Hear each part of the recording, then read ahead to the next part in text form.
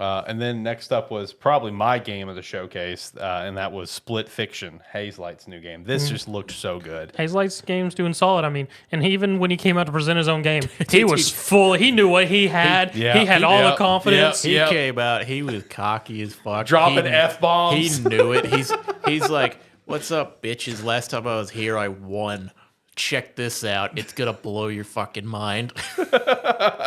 Legit. Oh, like that could have basically been word for word. I mean, like he came up just with so much confidence, dropping F-bombs, not giving a damn. And even Jeff said earlier that, was like, oh, when Joseph's going to come up and reveal his new game, he's just got, the floor is his against our better judgment. And which, if you go back and watch one of his original announcements of No Way Out, and just the full circle of I've had two amazing games. I can't do wrong. We got this. Yeah. Hazelight's kind of entered that same realm of like when they're working on something, it's going to be great. Yeah. I will say I haven't played It Takes Two yet. Mm-hmm. It is one that I very much still want to play. But this looks sick, and I want to play this when it comes out. I mean, you and me played like halfway through A Way Out, which was fantastic, and then it's been nothing but praise for It Takes Two, and all of its highs, lows, and very detrimental emotional triggers. It is brutal. It is brutal. That game is unbelievable. I love It Takes Two. Like just from the gameplay standpoint to the story and just the narrative, everything about it's fantastic. So Split Fiction, the whole concept of going between like a fantasy and a sci-fi, kind of universe. Yeah, the mix about it. Like, God, I'm so excited. Looks so good. Yeah, dude. This is going to be nominated for Game of the Year. It going from like you said, going back and forth from fantasy to sci-fi. And it's like in the fantasy world, like you have your dragon that grows up over time that you eventually ride, and then they cut to science fiction. It's like, well, you have this little ball that becomes your exosuit that gets more powerful over time. I'm like, what the fuck is happening? This looks awesome. I mean, that's what Joseph said in the trailer itself. It's like you're in for a fucking wild ride. And I mean, I'll be very curious because all of Hazelight's games have also been very focal on two-player and having gameplay mechanics that requires two people and working together. So I wonder how that's all going to work in with their mixture of levels in this time around. Yeah, true. That's a good question, especially potentially those spots where they'll both be in their own worlds or opposite worlds of each other. Potentially.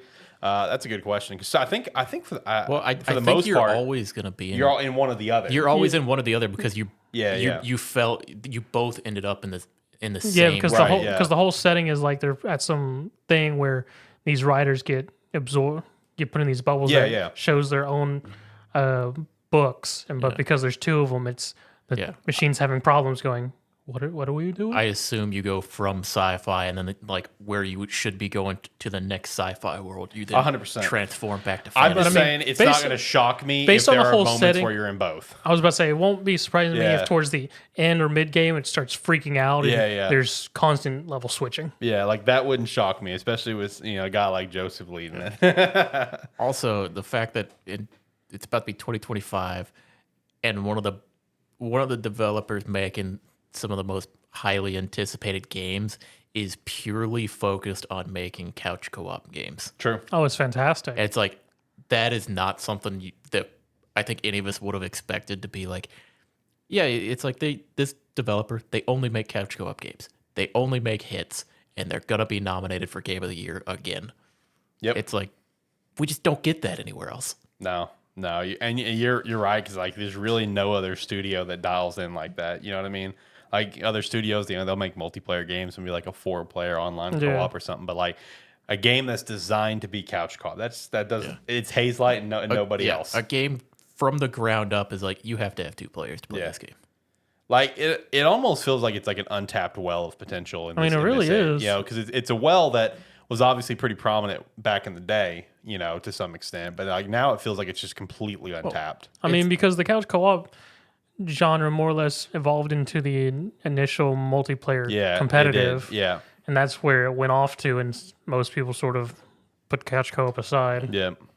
Yeah, I did want to mention because the foresight they had as well, because like with No Way Out, Oh, Way Out, yes. Or A Way I Out. said, A Way I said Out, it sorry. wrong the first time. I said it. And I was like, that's not right. But yeah, with A Way Out, they knew they designed a game that required 2 people to play, but not to like you would both be playing the same story. So they had it in the game where only one of you had to buy the game. That's what I was gonna say. Friend pass. And you could just invite them into it, and it would load it up. Yeah, all from the other there. person had to do was download this free trial thing, and it would allow them access to play the whole game with the other person. Yeah, as long as one person had it, that's all you need. Yep. And it's like it's like deciding you're making co-op games and then having that realization of being like, oh, people aren't going to want to buy this twice. Yeah, we'll just give it to the second player for free while they're playing. Yep. It's like that's another level of like understanding your customer base. Yeah, it's goated mentality, man. Like, and again, I feel like it's just an untapped well of potential that they have tapped into. It's like, this is where we're gonna make all of our money. Let's go. We're gonna have great memories along the way.